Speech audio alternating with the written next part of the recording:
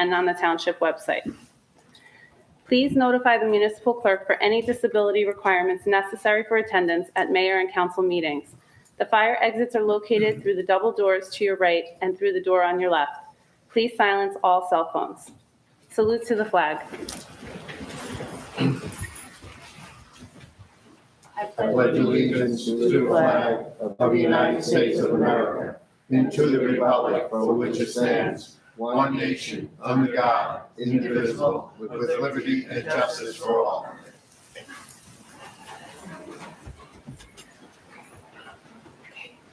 Roll call. Councilman Casio, Here. Councilman DeSena, Here. Councilwoman Morgan, Here. Councilman Sears, Here. Council President Feeney. She's absent tonight. Let the record reflect also in attendance Mayor Calamari, Township Administrator Tovo, Township Attorney Poller, and Township Clerk Witkowski. Okay.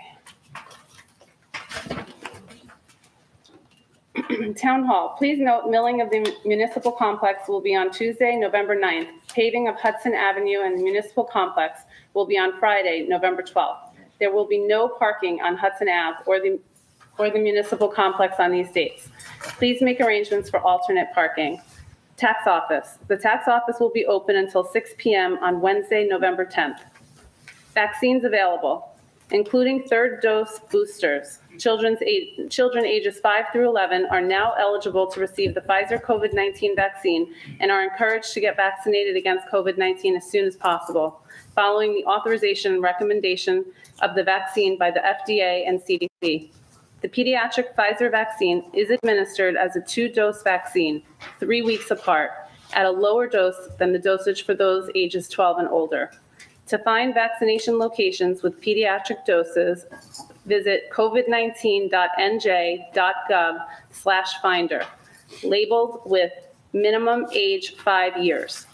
For all questions on COVID-19 vaccine, please visit our website.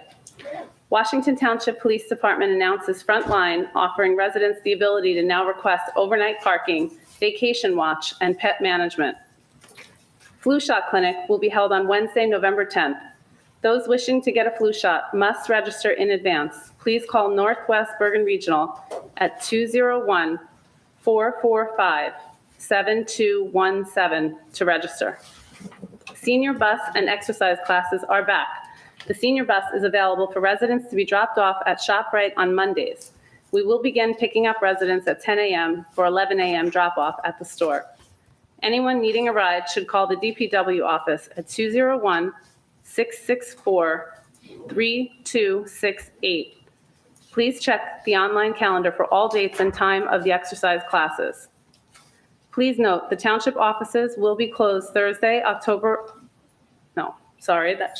November 11th, in honor of Veterans Day.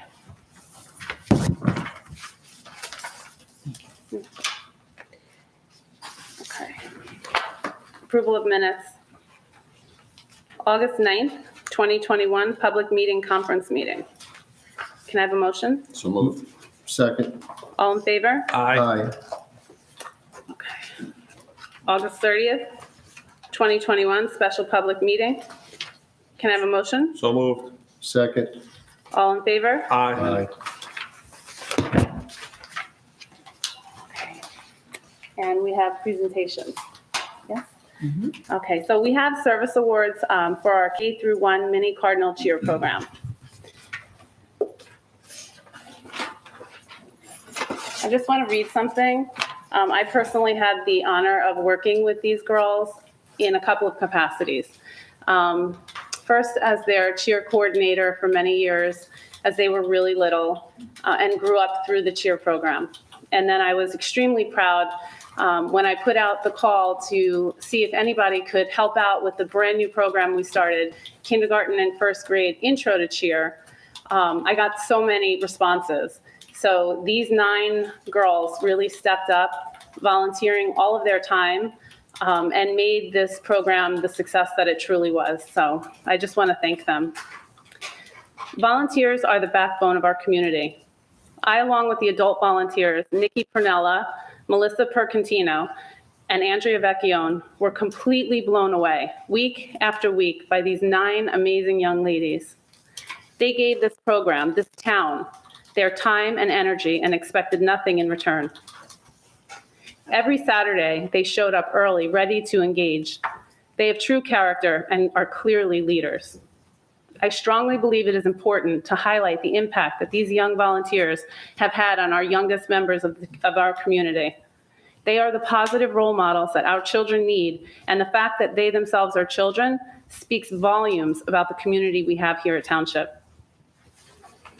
There was a poem that I found, and it just made me think of girls and the power that you have, and basically anything you decide to do because it's not been done before doesn't mean it can't be done. So this is by Edgar Guest. Somebody said that it couldn't be done, but she did, with a chuckle, replied that maybe it couldn't, but she would be one who wouldn't say so till she tried. So she buckled right in with the trace of a grin on her face. If she worried, she hid it. She started to sing as she tackled the thing that couldn't be done, and she did it. Somebody scoffed, "Oh, you'll never do that." At least no one ever had done it. But she took off her coat and she took off her hat, and the first thing we knew, she'd begun it. With a lift of her chin and a bit of a grin, without any doubting or quit it, she started to sing as she tackled the thing that couldn't be done, and she did it. This program was successful because these girls, these 9 girls, made it successful. As the very first program of its kind here in Township, these ladies are the pioneers who did the impossible and taught 29 5- and 6-year-olds so much more than cheer. They taught them how to think beyond themselves, how to work as a team, and above all else, how to be confident and proud. Thanks for everything you ladies did, from getting up early every Saturday and coming to the field with a positive, upbeat, can-do attitude. Your willingness to give freely of your time and your talent is greatly appreciated, and your efforts are making a difference in our community. So I thank you.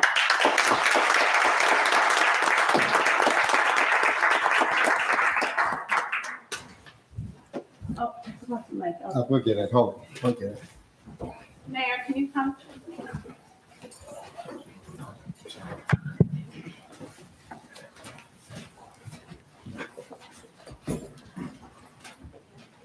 Thank you.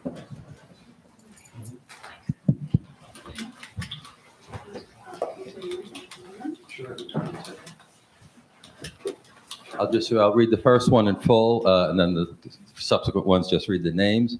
Township of Washington, in grateful recognition of your service as coach and mentor, this certificate is awarded to Emma Claire Reddy in recognition of excellence in community volunteerism. It is today's young volunteer who will become tomorrow's leader.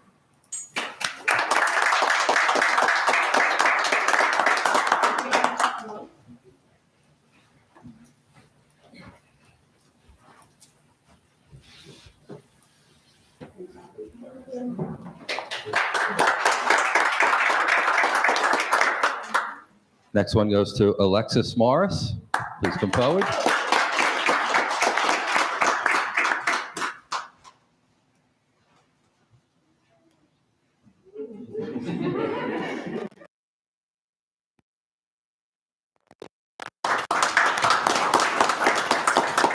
Next one is Gina Castronova.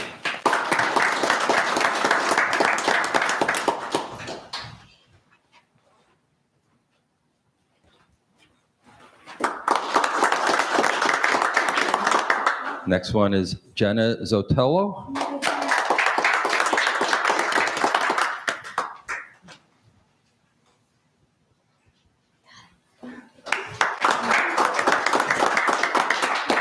Next one, Isabella Rilbuto.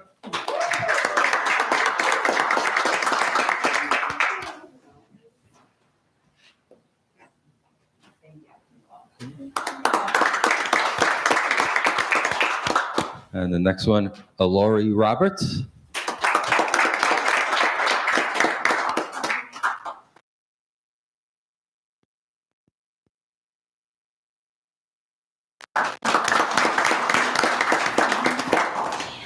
And the next one, Alana Lucas.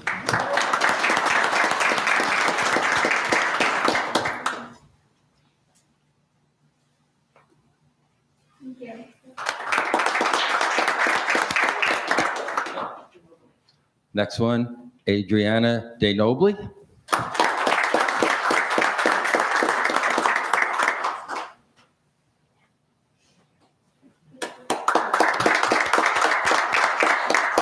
And last but not least, Brianna De Nobly.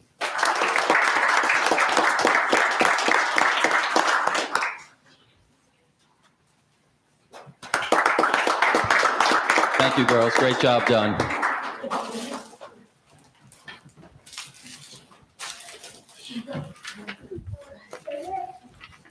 Oh, how cute. Thank you so much.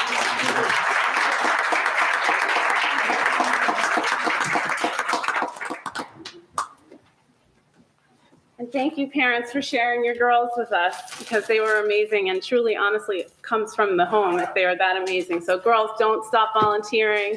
It is really humbling to see. I know you do more than just this. I've seen you through Christmas. I've seen a lot of you guys do other things. So keep it up. You are being recognized and it feels good inside. So keep doing what you're doing. Thank you so, so much.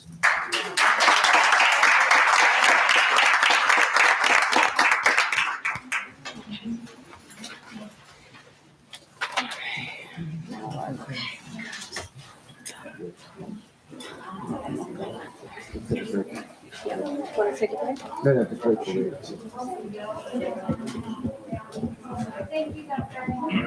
Thank you. See you next year, girls. That's it. Never too early.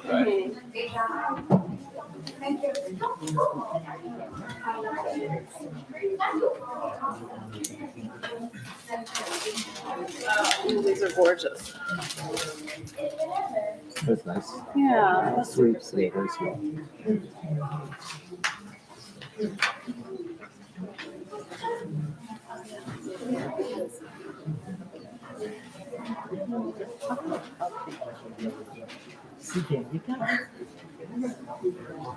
Oh, yeah.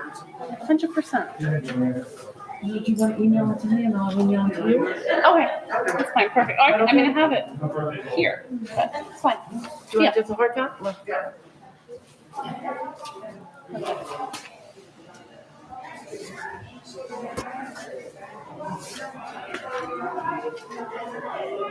Want to close? Yes, please. Can we close it? Close the door? It says open session. No, the session's on. I didn't know if it was on. Yeah. Every time. Yeah. Where were we? Okay. Yeah, report of mayor. Okay. So report of mayor. Thank you. Good evening, everyone. Thank you for coming out this evening. First thing again, unfortunately, weather events. On October 26th, a nor'easter came through our area, dumping 3 to 5 inches of rain on our already soaked town. Our emergency services personnel were kept busy during the storm, and as always, they stepped up to the task they were forced to deal with. Washington School again had some minor flooding. The fire department assisted their personnel with the situation. Our emergency services all now have great staffing and equipment to do their job safely and efficiently. DPW news. The garden and household debris collections for 2021 are complete. The next metal and white goods collection will be scheduled after the leaf collection season. The staff did their usual excellent job assisting with the fall festival. Catch basins continue to be cleaned and dug out where necessary. 2 tons of asphalt were used to fill potholes utilizing a demonstration model of a Falcon hot asphalt patch trailer. The department took delivery of a new 20-yard leaf vacuum and began prepping all the equipment for the leaf season. Please check the town website and Facebook page for updates on when crews will be in your neighborhood. A new bench was installed at the Clark Field Playground, and the soil remediation project has now been completed. Public affairs news. The Town Day Fall Festival was again a tremendous success. The Halloween events of the home decorating contest, pumpkin carving, pet costume, and trick-or-treating on Colonial Boulevard were all well received. We thank the Cumming and Holzer families for sponsoring the hot dog cart on Colonial Boulevard in honor of Councilman Cumming, who served the town in many capacities before his passing. We also thank the police, fire, and ambulance departments in their respective roles to close Colonial Boulevard to allow a safe area for the people who attended the event. We have our Veterans Memorial Service this Thursday, November 11th at 11 o'clock at the Veterans Memorial Monument located at the library. We have ordered a new menorah that we are hoping will be here in time for our menorah lighting ceremony on November 28th. Our tree lighting ceremony is scheduled for December 3rd. Fire department news. The department took delivery of their new Scott packs and air bottles. They are much improved from the current ones. They will be placed in service after training is complete. On October 10th at 9:44 a.m., a call was received regarding smoke emanating from a house on Ridgewood Boulevard East. The department was dispatched and arrived on the scene quickly, and upon arrival made entry to the garage to find the contents fully involved with fire. At 8:05 a.m., the fire was knocked down and the overhaul began. The department wants to thank the quick-acting neighbor who reported the smoke condition. Thanks to that person, the fire was contained to the garage area with minimal damage to the home. Mutual aid was provided by the Woodcliff Lake Fire Department, and the Westwood and Ho-Hocus Fire Departments were assigned to our firehouse in the event of another call. The Hillsdale Ambulance Corps and an ambulance from Valley Hospital were also on the scene, but thankfully were not needed as no injuries were reported. We thank all the mutual aid partners who responded to the call. The cause of the fire was probably caused by the spontaneous combustion of rags from floor staining that took place the previous day. On October 16th, the department responded to a mutual aid call from Hillsdale for a reported structural fire. They were released shortly after arriving. Police news. On October 16th, Corporal Santa, Officer Ferranzano, and Sleo 2 Parisi received the 200 Club Valor Award at their annual awards ceremony. In the early morning hours of October 24th, officers responded to a Lexington Court residence for a homicide. The actor was apprehended at the scene. A thorough investigation was conducted by our police department along with the Bergen County Prosecutor's Office. The investigation was successful with the help of the Westwood, Hillsdale, Emerson, Ridgewood, and Paramus Police Departments, along with the Bergen County Sheriff's Office. Our officers began online training for New Jersey's new use of force policies, tasers, and body-worn cameras. Finally, another reminder to please remove key fobs from vehicles when they are not in use. Recreation news. The new K-1 cheerleading program was enjoyed by everyone who participated in it. These programs would not be possible without the volunteers who take time from their busy schedules to make them happen. Speaking of volunteers, basketball season is quickly approaching, and the program needs people to support all the age groups. Please call the Recreation Department at 201-383-9768 for more details. Intersection news. On October 14th, 2021, the township received a commitment from Bergen County Executive James Tedesco that the county will advertise for bids in the fall or winter of 2021, with construction commencing in the spring of 2022. Utility poles along Pascack Road have been relocated and wiring is currently being placed and relocated. Pole relocations along Washington Avenue have recently been staked by Boswell Engineering.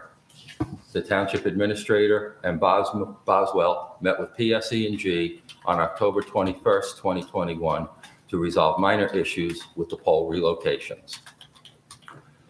2021 Road Improvement Program. DLS Contracting, Inc. is performing the work through a base bid of approximately $690,000 and an alternate bid A of approximately $68,000, resulting in a total amount of approximately $758,000. The scope of the work includes the following roads for which the township has received grants from the New Jersey Department of Transportation. A fiscal year 2020 grant of $200,000 for improvements to the Ridgewood Road extension from East Glen Avenue to Linwood Avenue, and a fiscal year 2021 grant of $210,000 for improvements to Hudson Avenue, Bridge Street, and the municipal complex parking area. And the following streets and work: Calvin Street from Maple Ave to Bergen Ave, Hickory Street from Ridgewood Road to its northern terminus, Hickory Street from Washington Ave to its southern terminus, asphalt path replacement from Jesse F. George School to Calvin Street, and alternate bid A will cover Palm Street from Beach Street to Hickory Street. Engineering news. The township has funding available from the 2021 road paving program for another phase of paving. Boswell Engineering will prepare the specs for advertisement at the end of 2021 to commence in the spring of 2022. The sewer main beneath the center of Salem Road has extensive cracking and needs to be lined or replaced, with replacement being the most likely option. Boswell will prepare a proposal for engineering, design, and inspection services. The New Jersey Turnpike Authority, which operates the Garden State Parkway, is desirous in installing a signal as soon as possible at the location of the Garden State Parkway exit 168 and Washington Avenue. After reaching out to me, the Township Police, and Bergen County regarding the request, Boswell is drafting a letter of support for the township to forward to the Turnpike Authority as soon as possible. Senior news. The Golden Seniors meet on the second and fourth Wednesdays of the month at the Senior Center. They had their annual Halloween party, and on November 10th, they are having a party to celebrate the birthdays of the members who are 90 years old this year. On December 16th, the members will celebrate a holiday dinner at Seasons. Any resident of the Township of Washington who has attained the age of 60 is eligible for membership. Spouses of members are eligible for membership regardless of age. Any senior citizen of the Township of Washington considering membership is invited to attend one social meeting as a guest without paying the $2 admission fee. Any senior citizen of the Township of Washington desiring to become a member can do so by paying a one-time $20 initiation fee. Annual dues are then $10. For more information on the Golden Seniors, please contact Jim Joyce at 201-664-6725. Zoning office news. The office reviewed 31 applications during the month of October. Court news. During the month of September, the court dealt with approximately 115 cases during 2 virtual court sessions. Teterboro Airport noise. All of the members of the governing body were attending a private ceremony for Mayor Sopkowitz, so we were unable to join the meeting about the noise. However, a resident offered to attend and give me a report. Councilwoman Jackie, I hope I pronounced this correct, got a letter from Woodcliff Lake, spoke about excessive noise pollution at the meeting. It was stated that there is only an 8% change to the new Route 17 flight path, and she felt that was unacceptable. She asked if the controllers could tell pilots to change their flight paths to the new one. She is to the point of getting a rally started at Teterboro to get media attention about the excessive plane noise in our area. Hackensack residents are writing to the Teterboro jet companies asking for flight path changes. Councilman Lewis Rohrer from Maywood called in and spoke about giving the pilots the new flight path info. Also, another Maywood resident called in and said the noise has gotten worse and the solution is a total failure.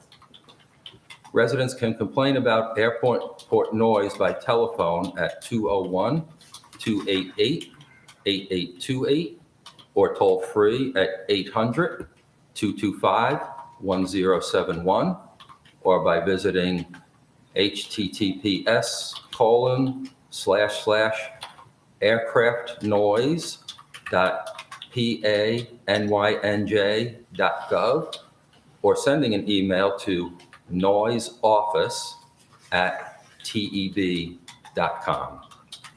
It is important that the public register their complaints about aircraft noise.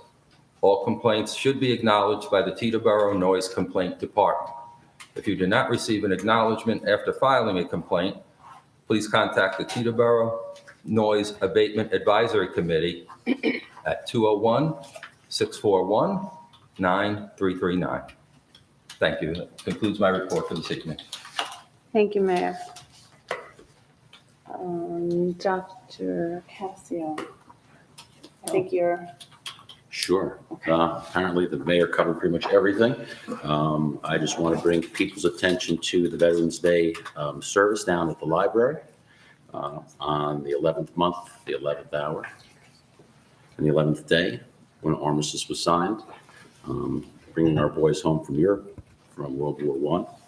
Also, the day before, November 10th, is the celebration of the United States Marine Corps. It's their birthday. So all the services should be recognized for their contributions to the United States of America. They sacrificed their lives, their times, and commitment to keeping our freedoms that we have, especially elections. We know we're all waiting for results here, but we know it's one of the most important civic duties we have in America. And thank goodness we have a strong military to allow us to vote and keep our elected officials close at hand to the citizenry. On that note, again, thank you for everyone that came out to exercise their privilege to vote on Tuesday or last Tuesday. And that's my report for tonight. Thank you. okay. Thank you. Mr. DeSena, Councilman DeSena. Thank you, Councilwoman Morgan. Two quick things. Mayor kind of covered most topics. I wish the parking lot could have looked like it does today on Election Day. It would have made it a lot more easy to vote. I'm sad to see that the slab that I've been asking for permits and things for the last 6 months or 8 months has been removed. And I'd like to know if the $26,000 we paid for it is going to be refunded by the contractor that installed it, and what's going to happen with the Quonset hut when it shows up, since we built the slab for the Quonset hut for the DPW. So I'd like a report on that. I'd just like to thank everyone that came out to support the cheerleading program. It's great to see the volunteers and their spirit. So thank you for all that. That's all I have this morning. Okay. Councilman Sears? Thank you, Council Vice President. Bring you up to date on the green team. Our bike audit has been completed and submitted down to the state. Our community garden that was feeding seniors, we have picked our last herbs, and everything has been brought to the seniors, so that officially has now been closed down. Lincoln Park cleanup, the hazardous trees have been removed, so the two scout programs can start up there at the park.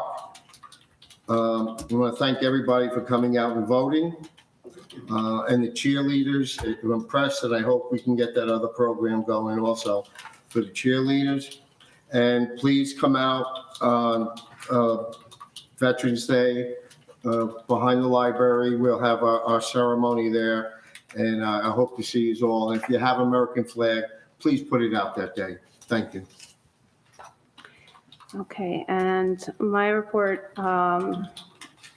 I want to thank the residents on Colonial for, all of those who participated, who took the time and decorated their homes, and all of those who opened your doors for all the massive amount of trick-or-treaters that we did have.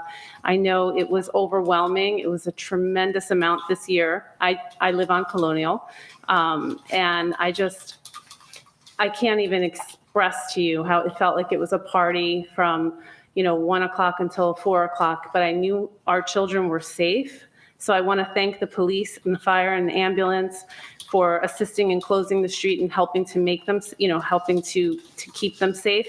Too many years have gone by. I've lived on that road for 15 years, and I used to just hold my breath and pray that my 3 little ones, my husband and I, there's 2 of us and 3 of them, and we just, I wanted to put them on a leash because I just didn't know if there would be a speeding person down the street. So I do truly, and I, from the bottom of my heart, I thank the police for shutting it off for a couple of hours so that we can give our young parents in town peace of mind. It was a wonderful time. And whether residents ran out of candy, it didn't even matter. People were just there to experience it and to be with, to have fun and be in a place where the rest of their friends were. So it was a really, really lovely time. And that is the one thing, although Colonial can be a speedway, it is the one thing that, every year we're like, there's no more parade coming past our house, but we have Halloween. So I'm really, really thankful that it's one of the highlights of the year, at least for my family and for many of the families on Colonial. And I want to thank Daisy Velez for her creativity. As the Director of Public Affairs, she just never ceases to amaze.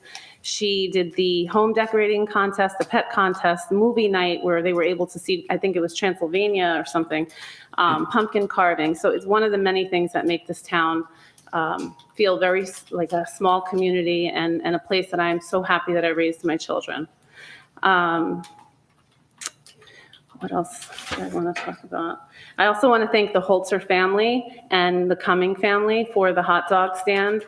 It was a wonderful nod to Art because he was such a generous person, and I think he really, truly was shining down that day and would have really gotten a kick out of a big picture of his face on the hot dog cart and doing what he was known to do, smiling and being part of the community. So I think that was a really sweet nod to Art.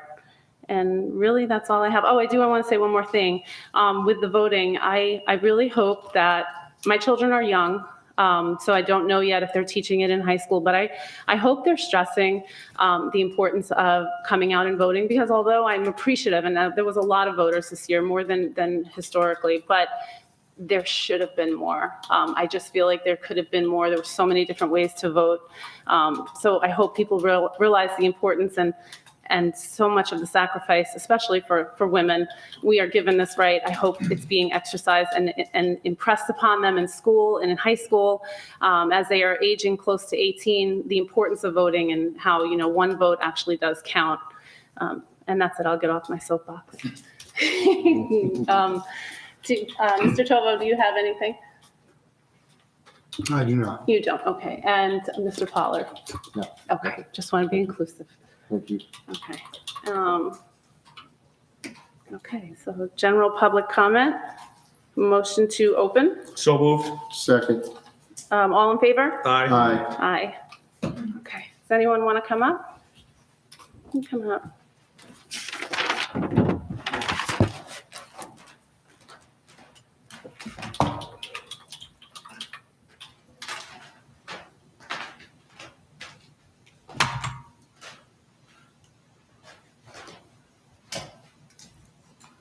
I want to say a little summary before. I'm sorry, Rosa? can you just Rosa? give me your name and your address? Oh, I'm so sorry. That's okay. Rosa Dombrook, 423 Colonial Boulevard, Washington Township. Thank you. Can you hear me in the back? Fine.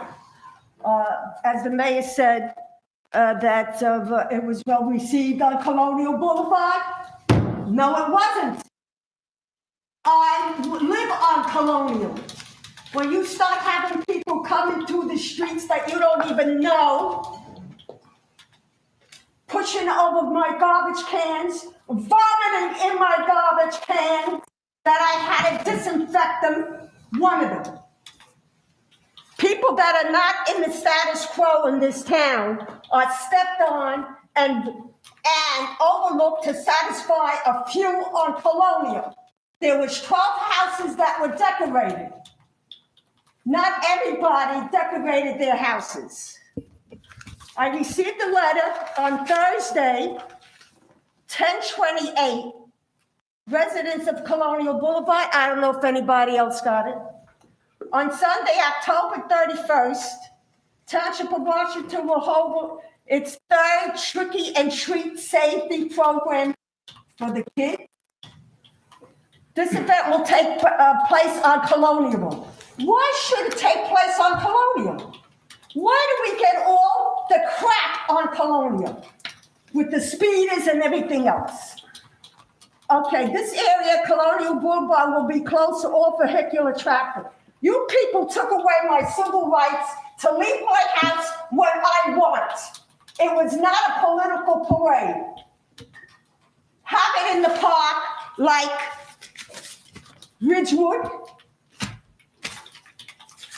Park Ridge. Why should it be held on Colonial Boulevard? Was there a permit taken out? And furthermore, I called up his office on that day. I wanted to complain. He wasn't in. Neither was Sergeant Clark. He wasn't in either. I spoke to the dispatcher.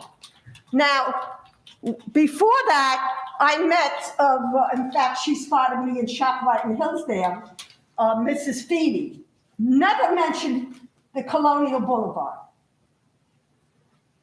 That you were going to have a parade. It wasn't even a parade. It was every Tom, Dick, and Harry that passed in the morning with New York plates, because everybody that had their houses decorated wanted to have a show on Colonial Boulevard again. Now, there were people on Colonial Boulevard that did not decorate their houses.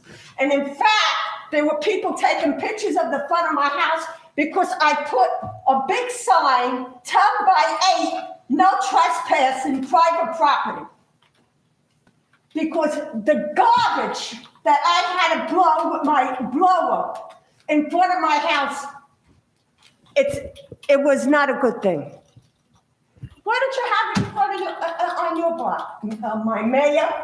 And what about Mr. Cassio's block, Beach Street?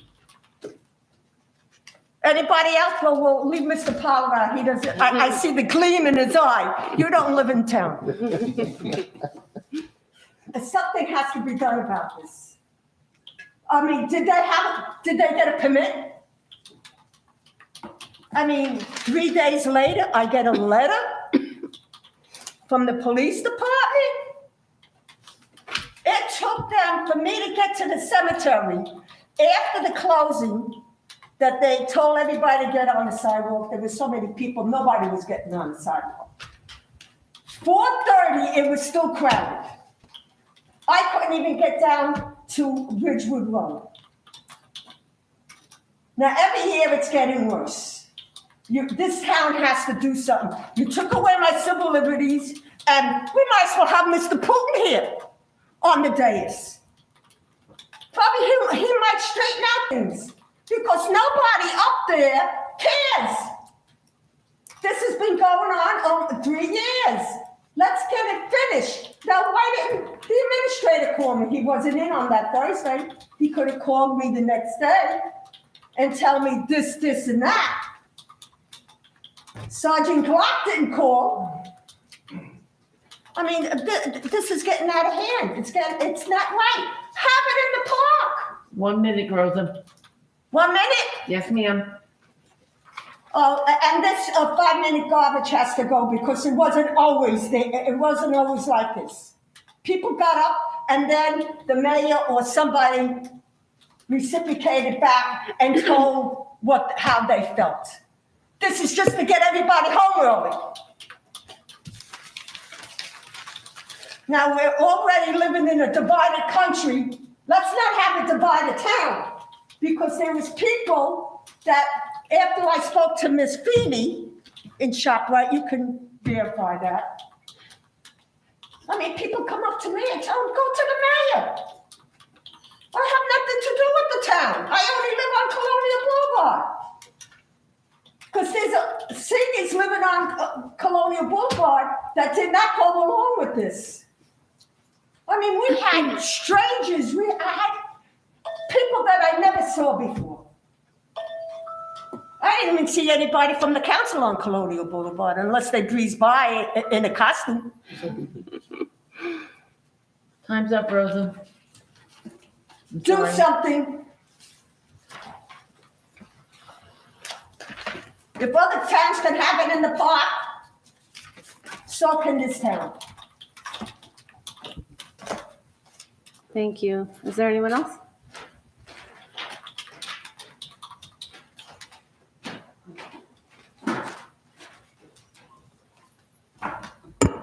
Mike Werfel, 880 Crest Place. I asked last meeting if you guys received a letter from the zoning board. I'll ask again, did you? Yes. You did? We received a letter from the planning Oh, board. planning Planning board, not Oh, zoning, not zoning. okay. Planning board. Okay, thanks. Just hand this down.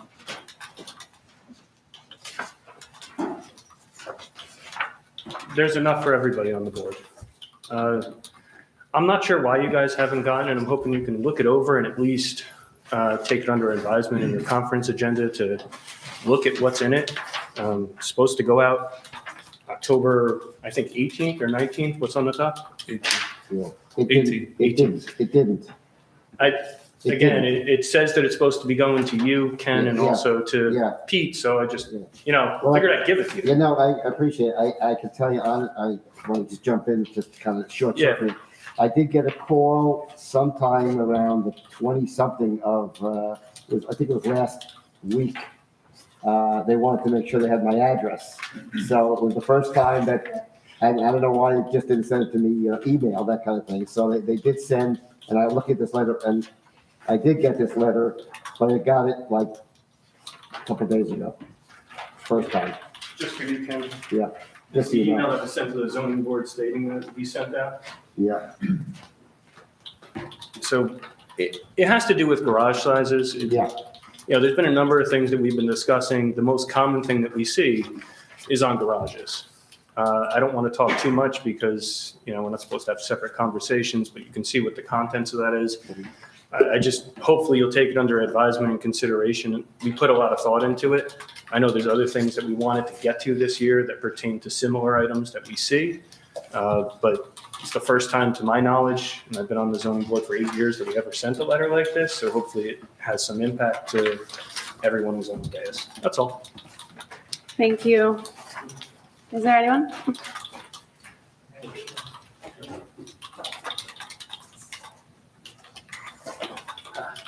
That's better. Eric Uteritz, 15 Fillmore Drive, Washington Township, New Jersey.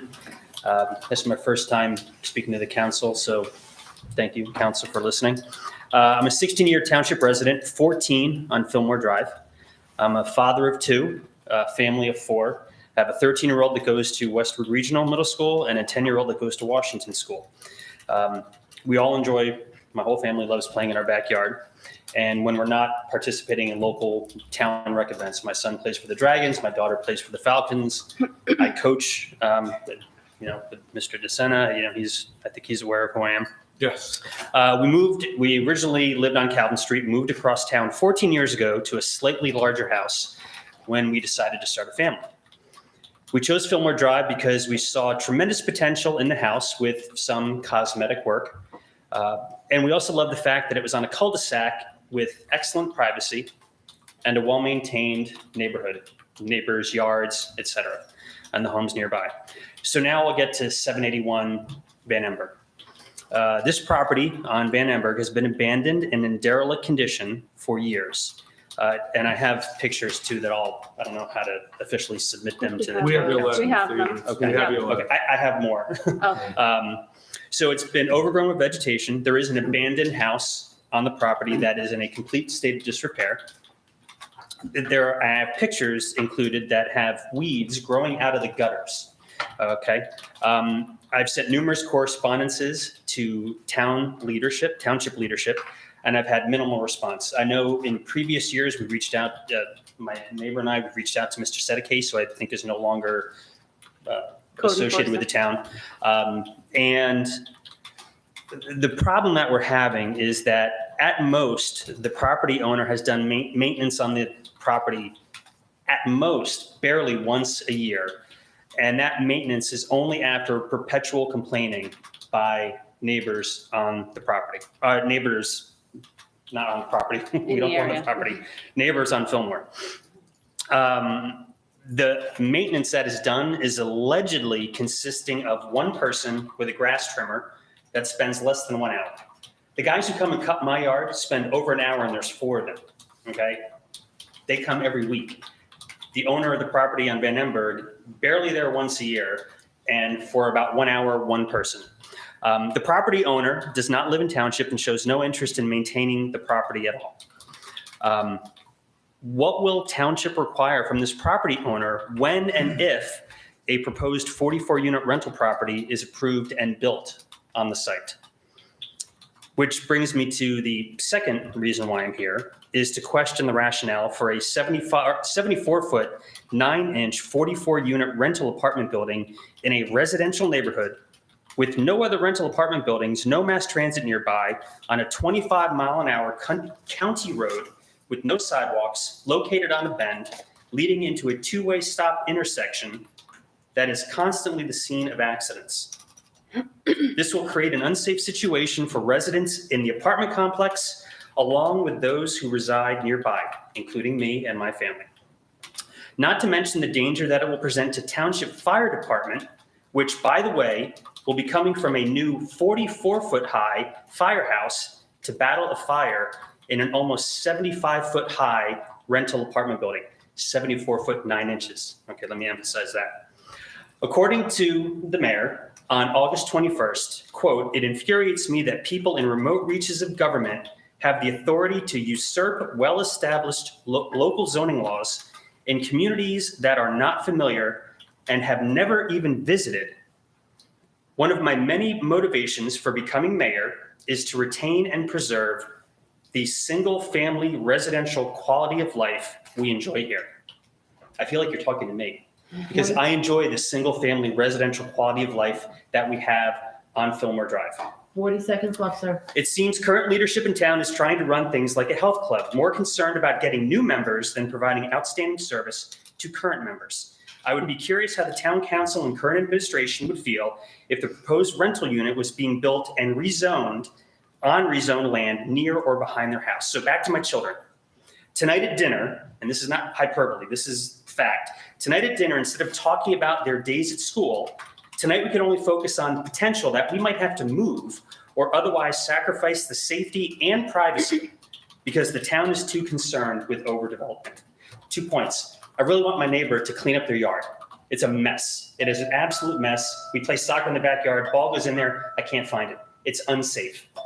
Second one, 44-unit rental property in a residential location is absolutely egregious and unnecessary. Thank you. Thank you. Anyone else? You can come up. Hi, Stephanie DeStassi, 246 Woodfield Road in Township. I'm just here to thank the mayor and Stacy Feeney. I have been emailing incessantly for a couple of years now. There is a huge drainage issue with 4 properties on Woodfield of Devon, and I'm just thanking you for your support. I know it's difficult. I know the Green Team is helping, and thank you to Mr. Sears and Daisy Velez for personally coming with the mayor last week when I was inches deep in water in my backyard, pumping it out. So I just really appreciate it. I know this is a thankless job and you often get complaints at these meetings. I just want to say thank you for your continued support and anticipated support for the completion of the project. Thank you. Thank you. We appreciate that. Is there anyone else? No? Okay. Motion to close? So moved. Second. All in favor? Aye. Okay, so, Mayor, do you want to follow up with any of these? Okay. Yes, thank you. Rosa, I'm certainly sorry that, that people were, doing that to your garbage cans. No excuse for that. And I'm sorry that, you didn't get to enjoy the Halloween experience that it was meant to be. It absolutely exploded this year. We don't know if it's because people just wanted to get out because of COVID. It was a beautiful day out, so there were a number of factors that we couldn't foresee turnout like that. We are taking it into account for next year's program because we agree it's kind of a victim of its own success. And It wasn't an emergency. Okay, we're going to just let the mayor finish. Thank you. That's why I don't like this 5-minute business. Okay, we're going to let, So you can't respond. I was going to respond Freedom to. of speech. I was going to respond to Mr. Werfel, but he left. I appreciate him hand delivering the letter. I'm sure the board will take a look at it. Mr. Udis, I hope I pronounced your, sorry. I'll ask the administrator to speak about the maintenance part when it's his turn to speak. I stand by my remarks that I made that you repeated. It's very unfair that, a state agency can do this to, not just our town, but all the surrounding towns are getting killed with this. I don't want to speak any further about it because I know it's being heard in front of the planning board right now, so I don't want to jeopardize, that standing of the planning board. I'll leave it up to Ken if he wants to, educate or say a few words about COA and how much we all despise it, I think. So I'll leave it at that, unfortunately. Mrs. DeStasi, yes, it was a pleasure to come and unfortunately see the flooding condition in your yard. It is on the agenda to speak about tonight. My understanding is it has to wait for next year's budget because we have to put money aside for the project. So hopefully the council will see itself to budgeting that for next year. I think I addressed everyone. Thank you. Okay. Mr. Chovo, do you want to follow up? Yeah, my other comment would be on 781 Vandenberg. I appreciate your comments. It's a very frustrating location for us as well. Our DPW has cleaned it up on a number of occasions. Our primary focus here is through the health department and through the county for a final abatement on this property. It's a slow process. Where it finally ends up, we're not 100% certain as of yet. But the goal would be demolition of the structure. So can't promise that we'll have a resolution overnight. As you see the property become more deteriorated, more overgrown, please call me and we'll get DPW back out there to maintain it as best we can, knowing full well it's in very rough shape. I had sent a letter of abatement in from last year. And- That was in one of the attachments that I sent in. Okay, I'm so sorry. Want to open it to the public because I can respond as well. So if you want to call me, we can discuss this further offline. Right. Okay. Unfortunately, I know I have to follow the status quo and be fair. I'm so sorry. Mr. Pollard, did you want to say anything and follow up with anything? Well, the only thing is that for me to go into the entire history of COA would probably take about 5 hours, so it's not necessary. You should be aware that the process started in 2015, and of course COA has been around since 1972.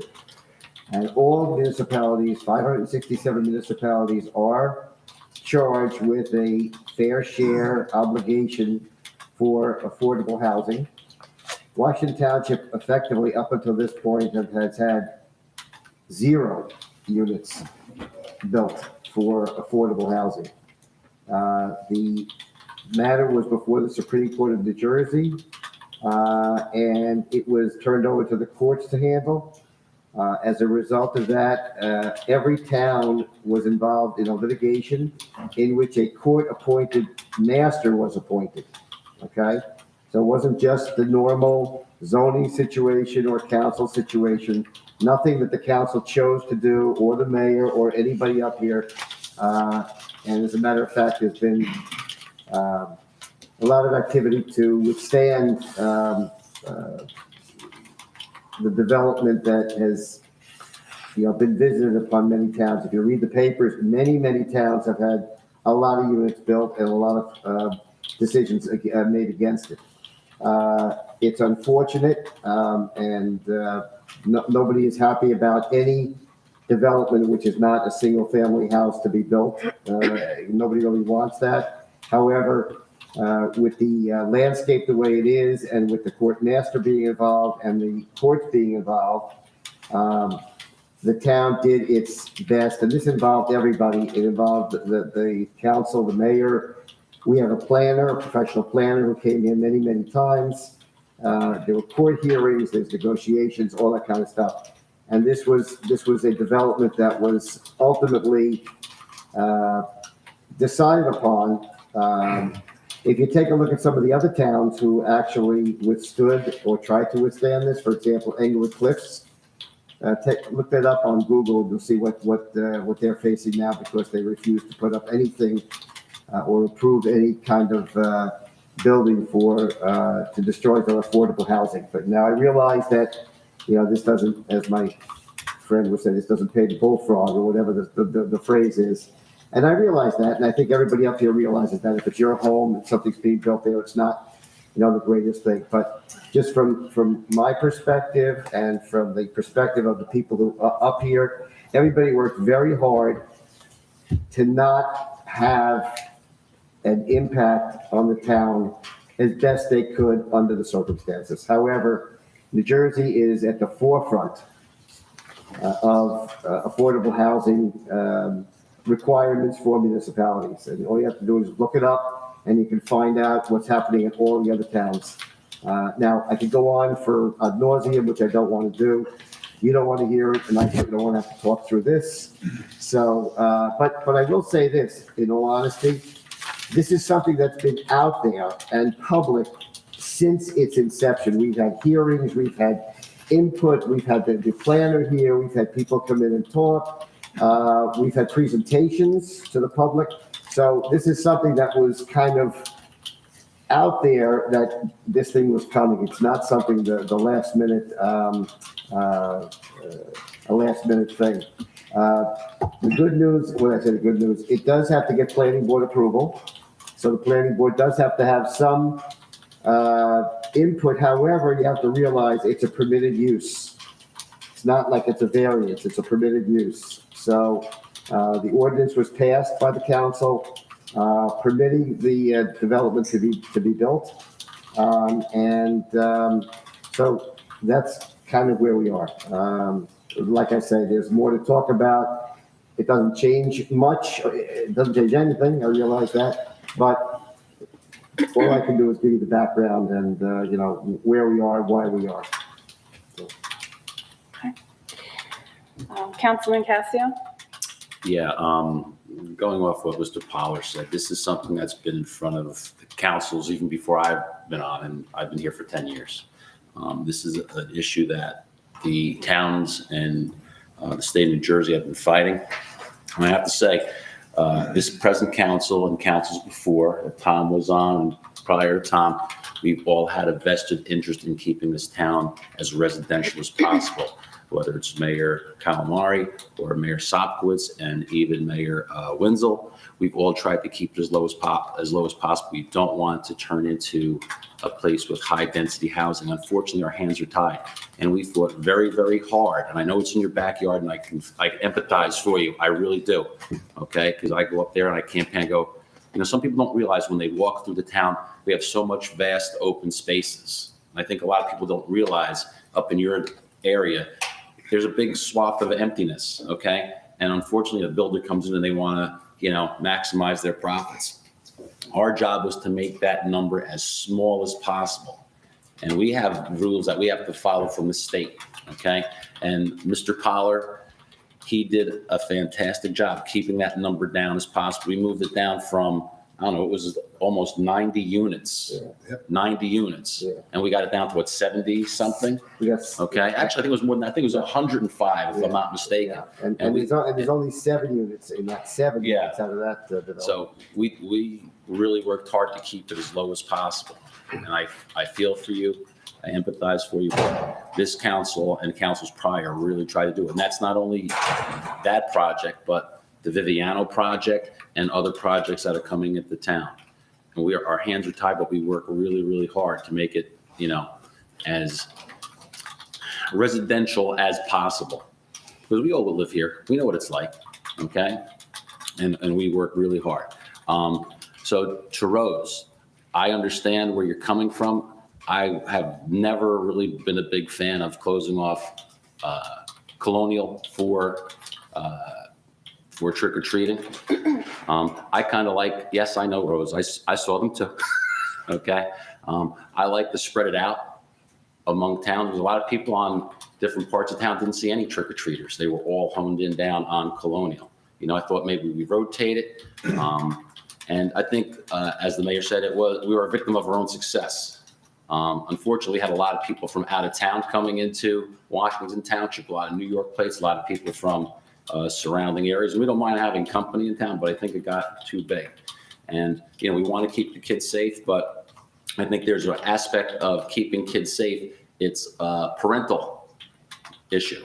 if you want to send your kids out to go trick or treating, I think the parents have an obligation to go with their kids and do that, maybe in different areas. So again, I'm not a huge fan of it. It was very nice, but I think, sometimes we're putting the burden on some of our residents that don't need to be. I'm kind of lucky. I like having trick-or-treaters come to my house. I'm only 1 block away. I get plenty of them, okay? But I think maybe we could maybe do it differently next year. And I'm sure whoever the mayor will be, will look at that because we want to keep it, fun. We want to keep it safe. And it's a nice holiday. I enjoy it. I think we all enjoy it. But we want to make everyone, satisfied with it. Okay. So I apologize for your inconvenience this year. And that's all I really have to say. Okay, thank you. Mr. Councilman DeSena? Thank you, Councilwoman Morgan. Mr. Uteritz, and I hear you. I'm still upset that the planning board decided to give approval for rental units. I hope they revisit that and make them owner-occupied units. I think it'll bring a little more to the development rather than having renters there. Mrs. DeStasi, like we spoke about before, there is no funding for your project. I hope, like the mayor said, next year there'll be some funding for your project. But I know we've spoken on several occasions that there was no funding in the 2021 project budget. So that's all I have, Mrs. Morgan. Okay. Councilman Sears? Thank you. Rosa, I think the high volume of people that attended came from a posting that was in the Bergen Record that we were having an event in the township. And I think that drove the population or the group coming into the township up. So I hope when we do have an event, we keep it within the township. We don't post it in any papers. Because definitely a large portion of the people that showed up that day were not township residents. I want to thank Mike left, but for bringing this zoning board, definitely read through it. I cannot talk about the project on Fillmore. As you know, I'm sitting on the planning board, but I can. Just don't do too many butts, just be careful. No, I'm just saying, I'm not going to talk about that. I'm just going to address the property maintenance, if that's okay. That's okay. Property maintenance. And I will say you are 100% absolutely right, because I did walk that property, and there's everything in there from 55-gallon drums that are buried to, it definitely needs some strict maintenance, and I will back this gentleman up 100%. It was a horror when we went there. Not only was it a horror, but when we went to Woodfield Avenue, approaching this lady's house, and I'm seeing 2 hoses coming out of her house pumping water. And then after realizing she was pumping the water out of her backyard with a pump, and then she had another pump pumping the water out of her basement, it just, to me, with the neighbor behind with a new baby, she had 2 young children, there's 3 other houses on the other side, we definitely have to do something. And I wanted to bring it to the attention to the board tonight. Something like that needs to be addressed one way or another. Nobody can live in that condition. And not only that, but I'm sure it's going to be a health issue with that water draining between 5 or 6 houses. So I hope we can put everything together and solve your problem. Thank you. Thank you very much. Thank you, Councilman. Okay, yeah. Okay, so I just want to make it short. To comment back to Colonial Boulevard and Halloween, having the privilege of living on Colonial for 15, almost 16 years, I will tell you, yes, this year there was definitely a significant increase. However, children and families are going to come. I have never had, less than 200 trick-or-treaters, 300 trick-or-treaters since I've been there, just by nature of the way that the street runs from one part, from Ridgewood straight through to Washington. It's a straight shot. It's a very wide street. So it's just, they come, whether we shut it, we close the street, we don't close the street, people are going to come. And yes, it's 100% parental responsibility, absolutely hands down. But many people have more than 2 children, and there are 2 parents. And when your children take off to run to be with their friends, it's nice to know that for a short time, they're not going to get mowed down by a car. So I'm sorry it was a couple hours of an inconvenience. We can plan to make it a more amenable to the few that did have some concerns about the closure of the street. But from the massive emails that I've received from personal, friends and neighbors and stuff, that can we come by your house for Halloween? Can the girls come by the street for the Halloween, whatever the case would be, and how thankful they were that there was a place to have their children run safely. A lot of the kindergarten, first graders, a lot of the cheerleaders, a lot of the parents had reached out to me. I didn't have anything to do with it. I just happened to live there and be on council, but still reaching out to me saying, it's a great idea that Colonial was closed. It was wonderful to know that our kids were safe. And they don't necessarily have the luxury of knowing how wonderful it really was, because their children are too young to have experienced what myself and my husband and several of my neighbors had experienced. People still speed. On Halloween, when there's children crossing, there's teenagers that drive up and down, they still speed. So it was nice. I do appreciate the safety. And in my opinion, safety trumps everything, especially if it's only a couple hours of an inconvenience. But I do understand it was still an inconvenience. That being said, I'll move on. Mr. Uteritz? Okay. I think, does this home fall under the zombie ordinance Yes. that we have? It does. So the code enforcer should be they should be ticketing or giving notices, right, to these homes, to this home, right, the homeowner? And that has been occurring. It has. We're beyond that. We're beyond that, okay. Okay, so it's being done. I mean, it's on their radar, it's on our radar. This was a huge pet peeve of mine last year when I did a lot of walking around town during COVID, when everything was shut down. And I was noticing there were more homes than I had ever, recognized, that people own them, but they don't live in town, so they don't take care of them. And there's cars with trees growing through them. So I hear you and I understand it. And I see the frustration, because it's frustrating for me. I thought once I got on council, I was going to be able to do something about that. But it is difficult because your hands are tied with, you send them, you issue them a summons after summons after summons, and sometimes it's fruitless. But it is moving to the next step, you said, right? It is Correct. moving forward? Okay, so hopefully there'll be some resolution. All right, but it is on our radar. And then the rental property was discussed. And then Mrs. DeSassi, the drainage issue, again, that is also on the radar, and we will, I look forward to seeing you every meeting, because that is what I think you have our, I think you have some support. No, I know that. Yeah. I've been emailing for 2 years. Okay. I don't know how to get this resolved without at least the storm rate. I offered to pay up, Okay. but I need.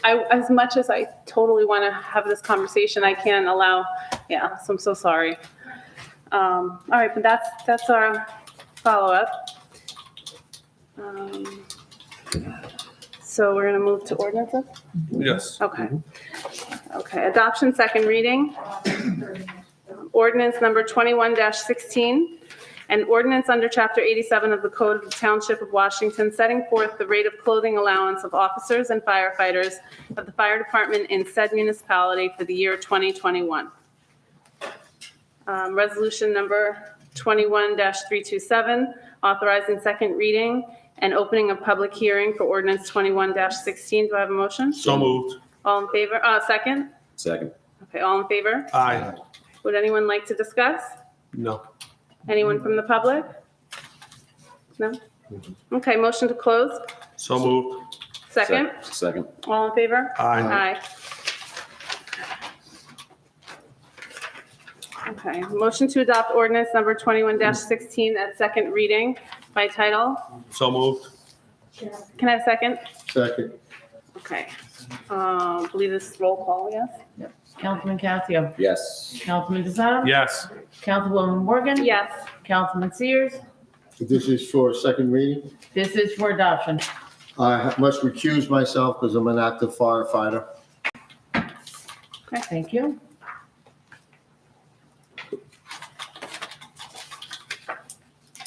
Okay. And Jeannie's not here. Right. Okay. Okay, introduction, first reading, none. Individual resolution number 21-328, 2021 transfer resolution. Can I have a motion? So moved. Second? Second. Sue, roll call. Can we discuss? Oh, is it, okay, do you want to? Do you need Mr. to? Tova, can you explain the huge transfer in for DPW seasonal? Did we not budget for any DPW seasonal? We did, as a matter of fact, we budgeted more in this year than we did last year, but the storm cleanup that had to be done this year from the multiple events we had no choice but to use our seasonal personnel to get that work done efficiently. To that point, the Division of Local Government Services is now allowing municipalities to set up storm recovery trust funds, just like our snow trust. I strongly recommend we consider doing that next year. As we all know, the occurrence of these storms is becoming more and more common. Was any of that, like, I know a lot of them were declared federal disasters. Did we get any reimbursement? We're working towards more reimbursement, so we should see 75% reimbursed, but salaries have to be paid. And the DPW gasoline overage, is that because of the storm? Well, we're seeing this across the board. Some of it is storm, but even though the county's buying gas at bulk, it's still gone up substantially since last year. Okay, thank you. Anyone else? Yes. If we go down to the FICA, it looks like we're 8,000 behind. Can you explain why that number was off by $8,000, Mr. Tova? I can, yes. When the budget was first approved, we were not aware that we were going to increase the salaries of our summer rec counselors by 50%. So with the over 6.25, 6.3% automatic FICA charge, we exceeded the budget largely due to that increase. So we went from $8 to $12. Okay, so that's all recreation. Yes. Nothing other than recreation was that? There might be a few matters here or there for retro amounts that were greater than we may have anticipated, but minimal by comparison. Okay, thank you.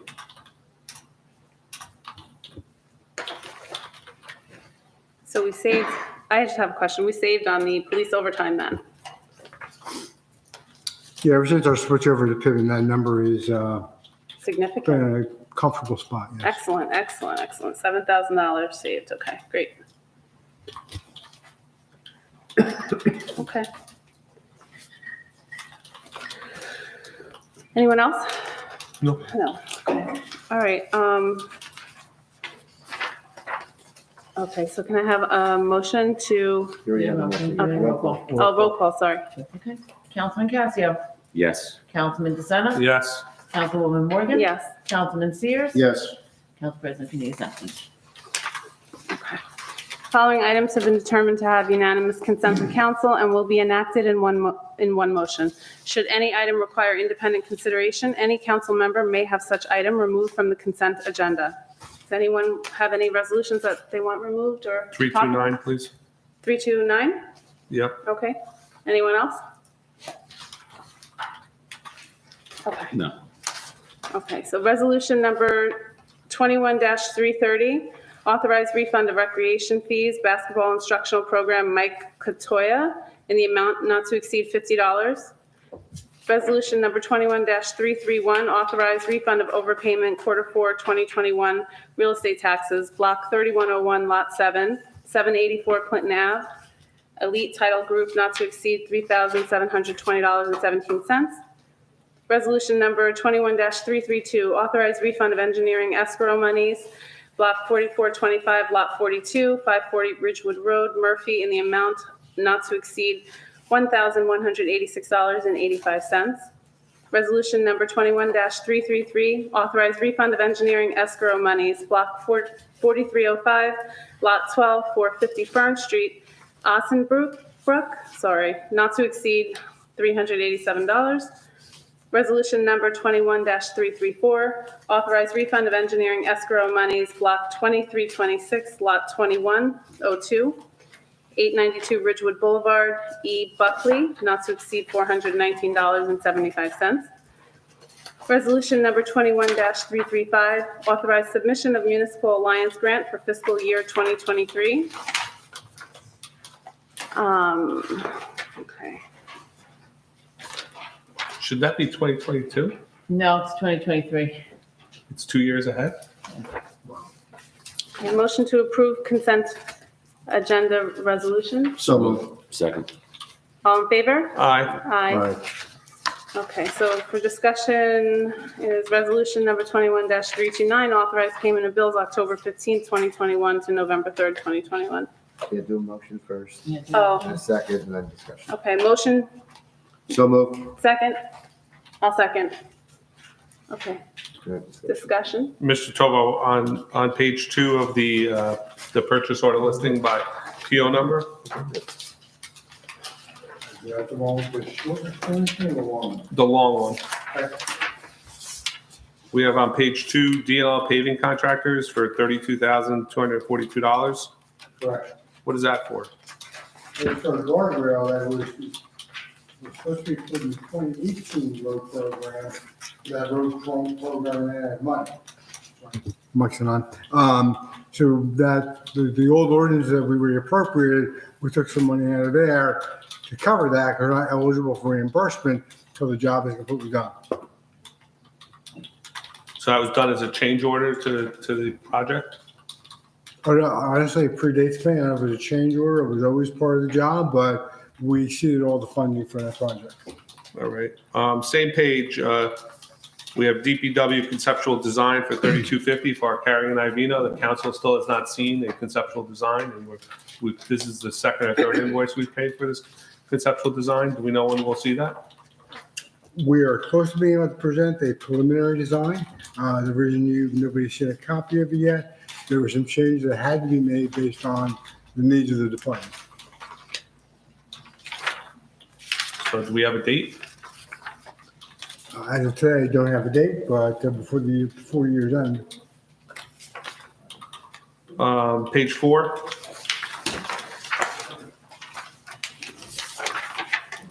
We have another just over $250,000 payment to TechCon.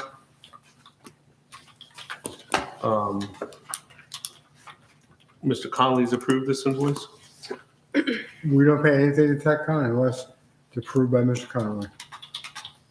Okay.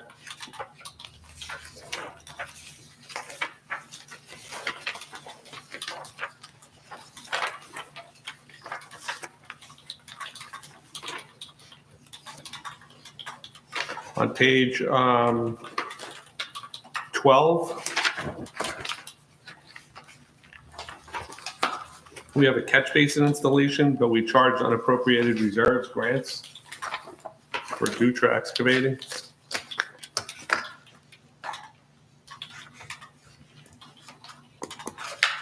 Seems like we found money to install a catch basin there, so we should be able to find money for Mrs. DeStasi.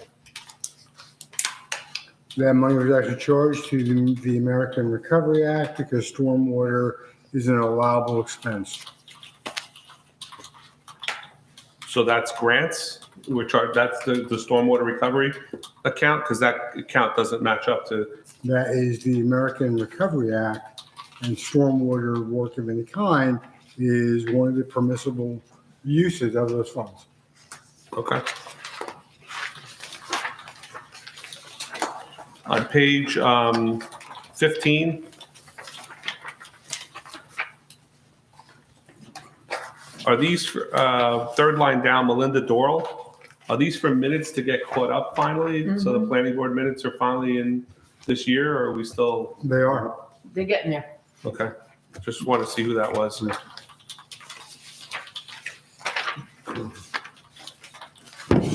That's all I have, Mrs. Morgan. Okay, does anyone else? No? Okay. Motion to approve resolution number 21-329, authorize payments of bills October 15th, 2021 to November 3rd, 2021. So moved. Roll call. Oh, roll call. Councilman Capio. Yes. Councilman DeSena. No. Councilwoman Morgan. Yes. Councilman Sears. Yes. And Council President Fini is absent.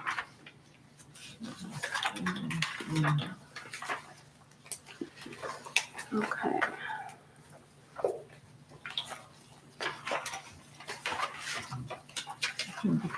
Okay, so we're going to adjourn to conference agenda. Can I have a motion? So moved. Can I have a second? I'll second. All in favor? All right, Aye. Aye. you take 5? Yes. Okay, we're going to take 5 minutes.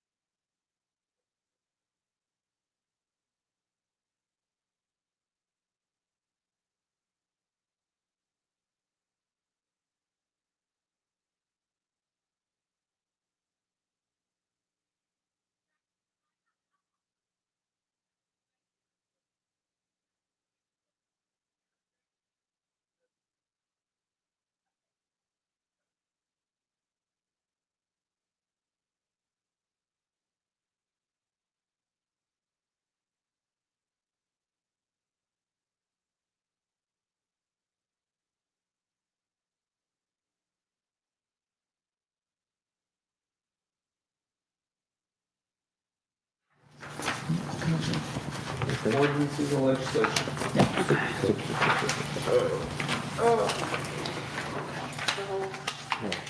So I got first one, right?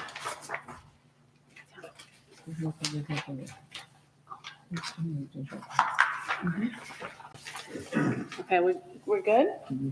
Okay. We're going to go to ordinances and legislation. Okay, number one is the planning board letter from on 34 Maple Avenue. So they're advising us that the water retention system is out there for the council to decide whether, and there were two proposals given. One was to establish the township being responsible with a sinking fund, or that the development itself, through a homeowners association or something similar, would be responsible for it. Now, I talked to Paul Azzolina about this. I mean, our position has always been that we do not take responsibility for this. Sinking fund sinks. So, Exactly. so there's no reason for that. We've had other situations where the developer or a homeowners association on site has been responsible. That's Paul's recommendation. That would be my recommendation. So I would think that you might want to take that under advisement. Actually, I would take a vote on it. Can we take a vote? Yeah, you can take a vote. Can I Yeah. make a motion? Yeah. Mrs. Morgan, can I make a motion? Sure. I'd like to make a motion that we make the developer create a homeowners association to maintain in perpetuity the water retention system for the Dorval Place subdivision. And I'd like also to have the council, have Mr. Collar put that as permanent. So this way, on all future development, it's always the developer or the homeowners association's responsibility to maintain these systems. I don't think we need to be asked on everyone. I think we've had two of them come up in the last few years. Right. I'll second that I motion. think we just need to make you put it on the books that Okay. it's got to be maintained by the developer or the homeowners association, and they need to provide us documentation for our report that's due every year to the DEP, that they're maintaining the system. Because, just like we had on our grease trap that nobody ever maintained because we weren't getting the report, something Right. similar to that. Right. Great. Okay. Yep. I You will, second it? I did. I will agree 100% with this. The developer decided to build on the side of a mountain where the runoff is unbelievable, and he decided to build a special drain that did not fit the needs of this community. And for us to take it over and responsibility would cost us more per year than what he would cost to build this thing. It's ridiculous. And I will agree with both Mike and Dr. Passio on that. So we should vote on it? Do we need to vote on it? Yes. Yep. Okay. So is it roll call? Yes. Okay. Councilman Casio. Yes. Councilman DeSena. Yes. Councilwoman Morgan. Yes. Councilman Sears. Yes. Okay. Storefront signage ordinance, that's me. At the last council meeting, it was talked about that I would kind of champion the issues that are arising at our town in the storefront. The signage is basically taking over a lot of the windows, and we're not adhering to our ordinance. So I would like to modify our ordinance, change our ordinance a little to be a lot more specific, to actually be specific as to how much window space they can take up, so that we're not impeding on the store's ability to advertise, because we want businesses in town.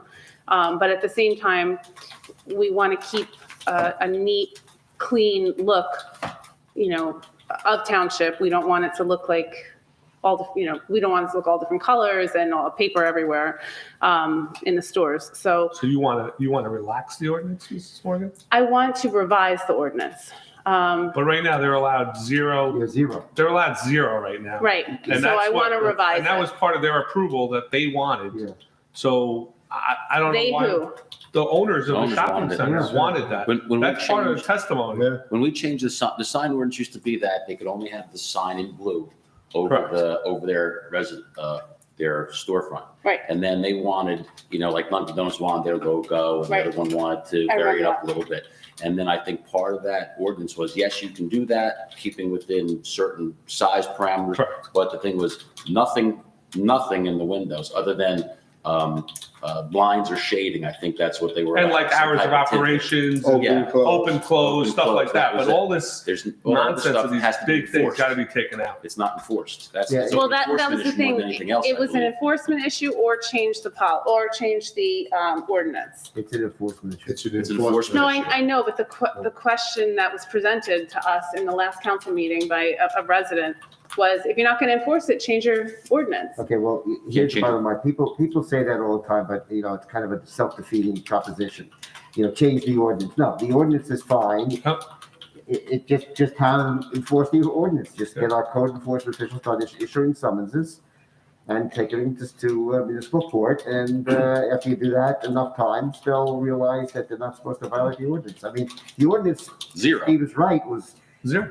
we did what they wanted. Mhm. We all agreed it was fine, and we have a zero except for a couple of limited. Right. So I don't think we have to do anything with the ordinance. We have to get. So the only question is, will they be able to effectively advertise if they go back down to zero? Because back when everything was blue, I was here for that, and then I think what used to be some restaurant that was Lily's after was the first one that changed their colors. And then everyone started to, and then all the signs started popping up. We had a lot of ghost spaces in there that was empty. It looked like a ghost town. But the owner's not requesting this. The owner, if he wants to come here and ask for to relax the ordinance that he asked for, it's upon him to do so. Okay. Like, I don't think we should, as a council, can dictate what he's doing. Just like he had rentals that were available for years, empty stores, because he chose to set whatever the Right, policy right. was. We can't control that. Just like we can control the storefront ordinance because we have an ordinance, and our zoning officer could go there and give him violations. But he chooses not to for some reason. We've asked him for the last 6 months to go enforce it, and nobody's enforced it. So Okay, so could then- I ask this of the administration? Could we send a letter to each one of the homeowners with the ordinance Store owner? stating that this will be enforced December, or whatever first, December the 1st, or something like that, to give them an opportunity to respond?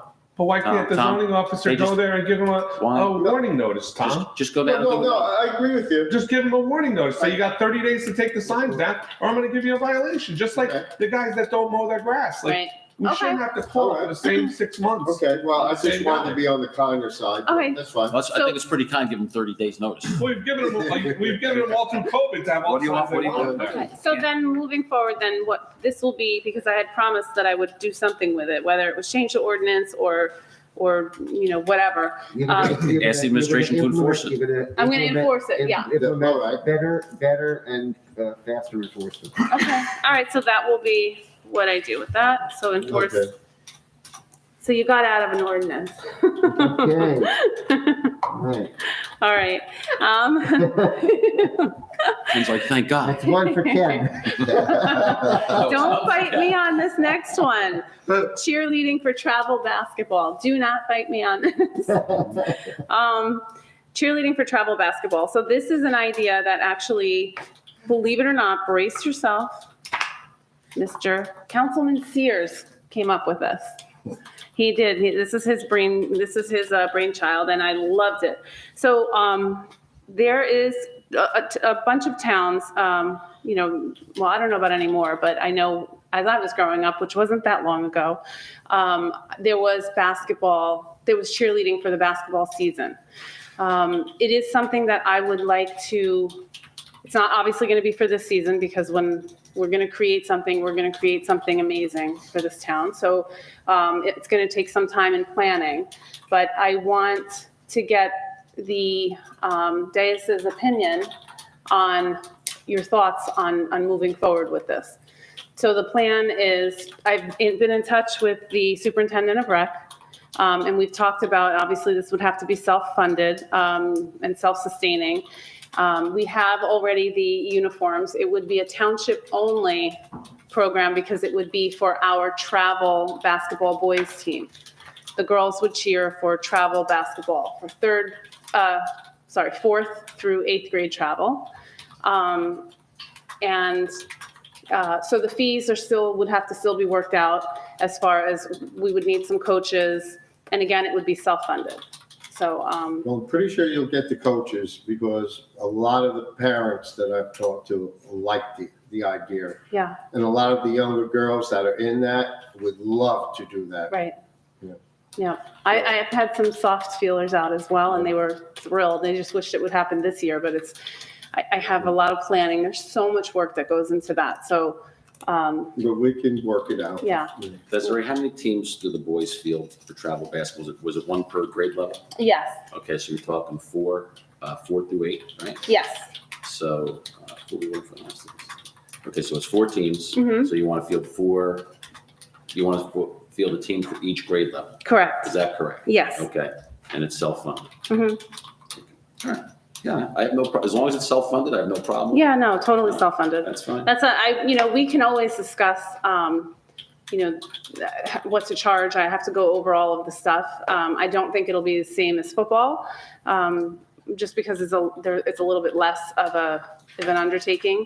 And we have a lot of the, You have a lot of the uniforms. you have all of the They only uniforms. cheer for home games, right? Not away games. That's still to be decided. That's another reason why we're not going to do it right now, Yeah, you because of gotta, COVID and stuff. yeah. We would have to really touch base with the other places where we're traveling and see what their restrictions are and what their gym space looks like. So for right now, we would need 2 days a week for practice to accommodate all 4 teams. So there's planning that needs to go into it, but it is definitely something that I am really passionate about bringing back to town, as far as the cheerleading 4th through 8th grade for basketball season. Desiree, quick question. I Yeah. know this isn't in the Yeah. infancy stage, but they would practice during the time the boys have I'm assuming we're still renting Bethany or the high school, right? No, for cheerleading, you mean? Well, For cheerleading, No, no, they for- would for be at the basketball. school. Mhm. right? So are they going to be practicing at the same time? So it would be an individual time that they practice? Do you have any idea? Yes, it's there. Oh, that much I did look into already, because without practice time, there would be no team. Right. So I just wanted to make sure it was feasible. And actually, the superintendent of rec did some homework and found that we could squeeze out 2 days in the schools that wouldn't affect basketball. Okay, so it wouldn't be concurrent with the practice with the basketball Correct. teams. There's not enough room to be concurrent at the same time. I'm sorry, Mike? You couldn't, the No. gyms are so small. Yeah, they're so I small. understand. Like, if Yeah. you're at Washington School, George School, you Well, can't have cheerleaders and right. basketball going on at the same time, Yeah. other than them being on the Right, stage well, and that's- cheering, well, but, that's so if you what- want them to cheer on the main floor, you can't have basketball. That's what I'm thinking in my head. What are the costs going to be with getting? It's not really the cost of the uniform or Right. getting coach to do it. It's the cost of The janitors. having someone with a Black Seal license and space. Yeah. That's really what the total cost for most of these programs are. Well, the cost would actually be still for the coaches, because unlike the other sports with cheerleading, we use we use kids. So we use like the high school Right. cheerleaders, That I so they get understand. paid. Mhm. So that's really majority of the cost. And then whatever the custodial fees are for the school. Okay. Because the person working on this with me to try to even see if it was feasible, a viable option, we can use 2 days during the school. Are we cheering for the girls and the boys, or just the boys? I thought just the boys, because a lot of the cheerleaders also play travel basketball. So, So we won't be cheering for the girls. we won't be cheering for the girls the first year. If there's a lot of interest, and there's other girls that don't, but most of the girls that I had spoken to that are cheerleading for football and are interested in cheerleading are also interested in basketball. And I would hate to make them choose between which sport they're going to I do. think that's going to be your biggest problem, is if the girls are playing basketball, they're not going to be able to be at practice and be cheering Right. at the boys, because they'll have a game that night possibly also. Yep. That's going to be your biggest hurt. Yeah, and that's where we'd have to meet with the people in charge of travel to see what the schedules look like. And then, of course, I'm not going to penalize a child if you can't make a practice, you're not going to cheer at the game, whatever the situation is. It's a very simple cheer season. We don't stunt, we don't do all of that. So for basketball, it's okay if they miss some practices. So that part I'm not too worried about. I'm okay with it. Yeah. All right, great. Thank you for the support. Let me see. Anything else here? No. So now we're going into financials? Okay. Budget plan 2022, she's not here. This was Stacy's. Code enforcement, miscellaneous code enforcement officer, this was Stacy's as well. Do we know when we're going to hire a code enforcement officer, Mr. Mayor? Let the administrator answer that. We've advertised this position twice with the one applicant, the same one both times. We need to relook at the salary and the job requirements and so forth. Otherwise, we're just going to keep repeating the same thing over again. So And in the meantime, who is the intern? any code enforcement violations coming directly to my office, and we're looking into a combination of DPW, myself, and the current zoning officer. Okay. Okay, and then 234 Woodfield drainage issue, Mr. We C? talked about that. Oh, we did, okay. And then also the property maintenance, you're good with all of these? So I haven't, we spend a lot of time up here. Ken drafted a beautiful zombie house ordinance. And it clearly states that once we start issuing summonses and once they're repeat offenders, that we are to find somebody, whether it's our DPW staff or hire a property maintenance company to come in and start putting liens on this property. When are we going to finally start using that ordinance? We spent a lot of time on this day is getting that ordinance together, and we never use it. Like, we have repeat offenders. It's not true that we never use it, okay? How many liens on properties have we done, Mr. Tovo? Well, we've prepared the paperwork for the liens, but we didn't have to because they always ended up paying before we brought the lien to the council, okay? So there's a number of properties right now that we are close to bringing to a lien unless they pay us, all right? This property is 781. I want to be careful how much we discuss it. I think there's going to be a bigger litigation picture potentially here. So I would ask that we. But, we have the Seasons homes. We have the one on Linwood. We have the one on Adams. These homes have been like this for perpetuity. The Seasons homes are what? There's no violations there. There's zombie houses. There's grass growing out of the roofs. There The is- roofs there have is not. holes in them. There is too. There is not. Mr. Tovo, I'll take you there. All the rear gutters are full of, there's 2 foot weeds growing out of the gutters. There's holes in the windows. There's holes in the roof.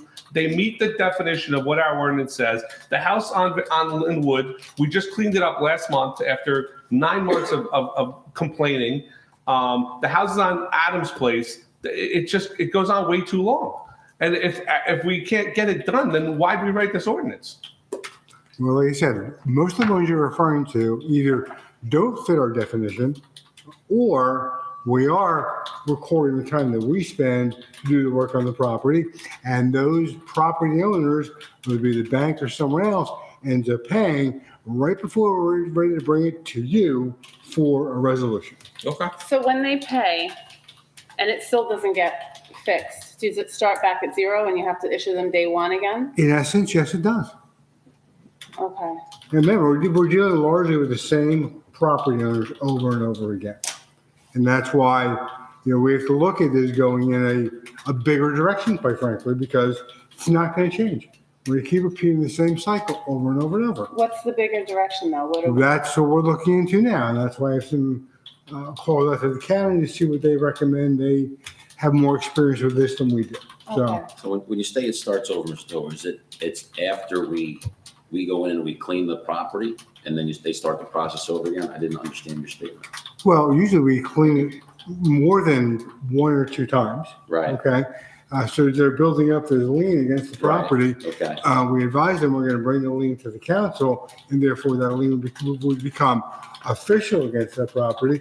And either the bank or the irresponsible property owner ends up paying us. Okay. They maintain it for a short period of time, and then we're back to doing the same thing all over again. As long as the property's being cleaned, whether we put a lien on it or they pay us before the lien comes, it doesn't matter to me as long as it's cleaned.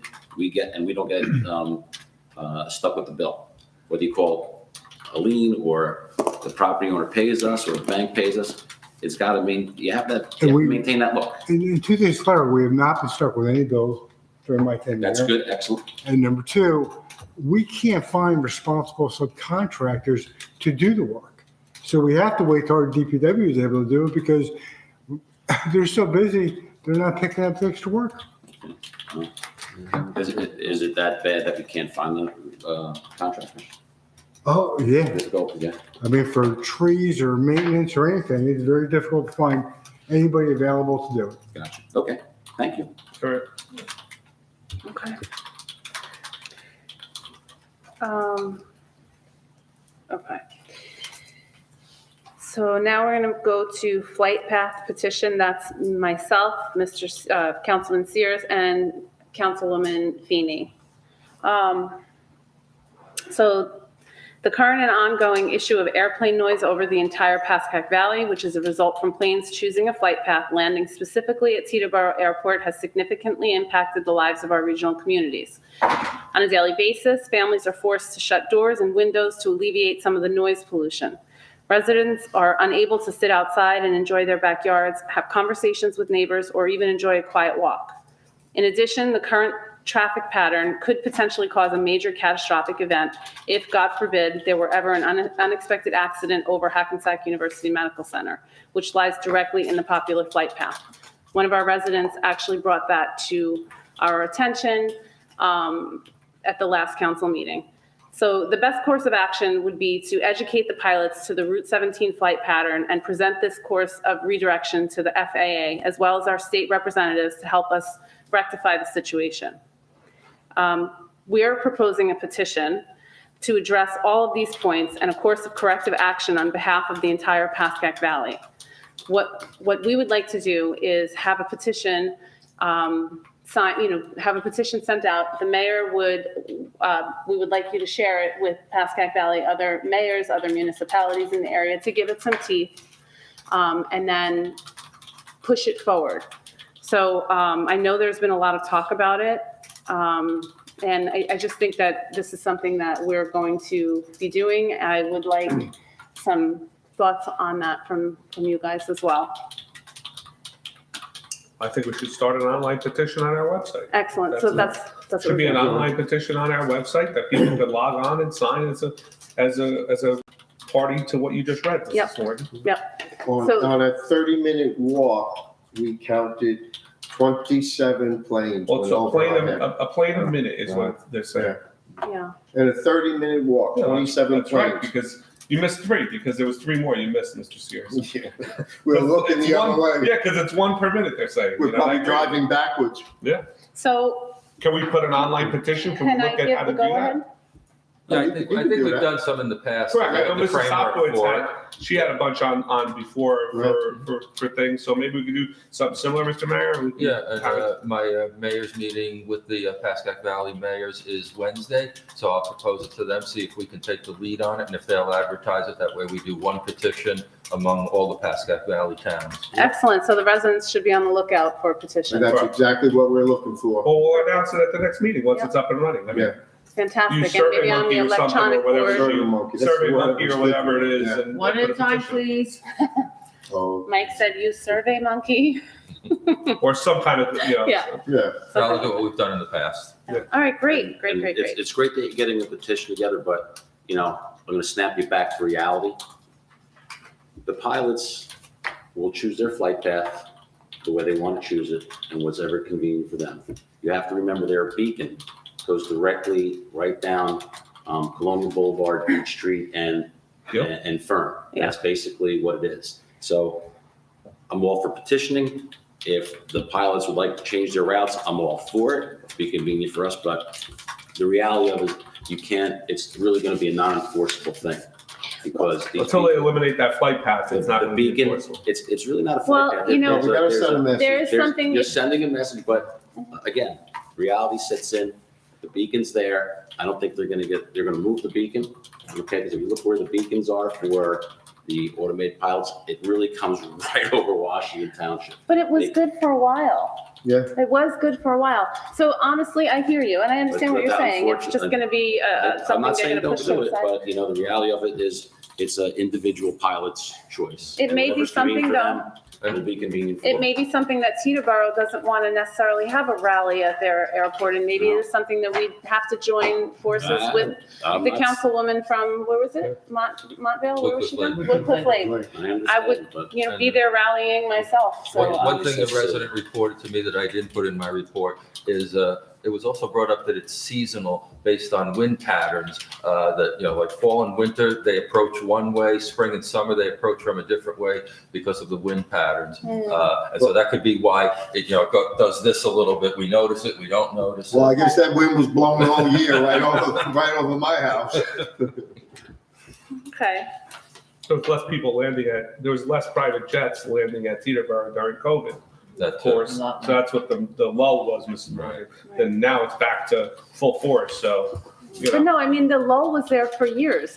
It was there for a Yeah, I while. think It you seems missed to be it. getting It was picked up. there. Didn't- I don't know.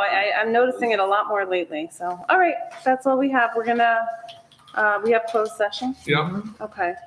Good All night. right, thank you. Okay, so motion to enter into closed session? So moved. Second? Resolution number, yeah. I'm sorry, resolution number 21-336. Am I reading this? Yeah. Enter into closed session to discuss condemnation SZ Realty Pascack Auto. Okay. Oh, you want me to say it? Are we Okay, I'm off? sorry. Condemnation SC Realty Pascack Auto. Motion to enter into closed session. So moved. Second. All in favor? Aye. Aye.